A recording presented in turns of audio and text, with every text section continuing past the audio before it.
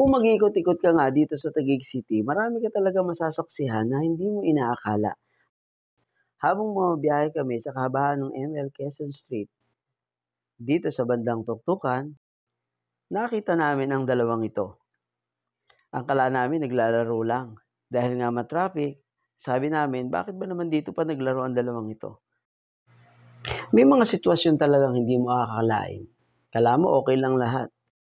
Hanggang sa mapansin mo, may problema na pala.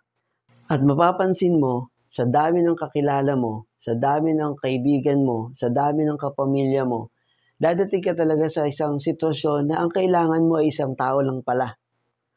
Isang tao na susundan ka, isang tao na titingnan ka, isang tao na susuportahan ka, isang tao na aalamin kung ano ba talaga ang kailangan mo. Susubukan niyang tulungan ka. Aalamin niya kung ano at paano siya makatutulong.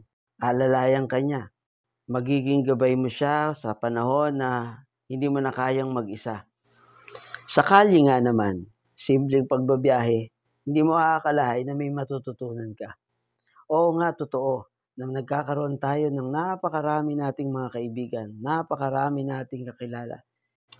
Pero dadating talaga ang sitwasyon na kahit isa sa kanila ay wala kang makakasama, kahit isa sa kanila ay walang makatutulong. Pero merong isang tao na dadating sa buhay mo na magsisilbing lakas mo sa oras ng iyong kahinaan at magsisilbing pag-asa sa panahon na wala ka nang makitang pag-asa.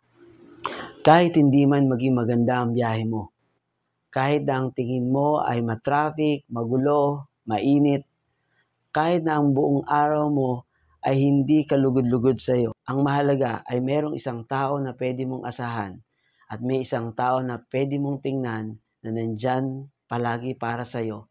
Hindi ka iiwan, hindi ka pababayaan. Ang natutunan ko sa araw na ito, pahalagan mo ang mga taong sumusuporta sa iyo. Pahalagan mo ang mga tao na sa kabila ng iyong mga pagkukulang ay nandyan pa rin sila sa iyo. Pahalagahan mo ang mga tao na nagsisilbing sumbungan mo, hingahan mo, katuwang mo. At higit sa lahat, pahalagahan mo ang Diyos na nagbigay ng mga tamang tao sa buhay mo.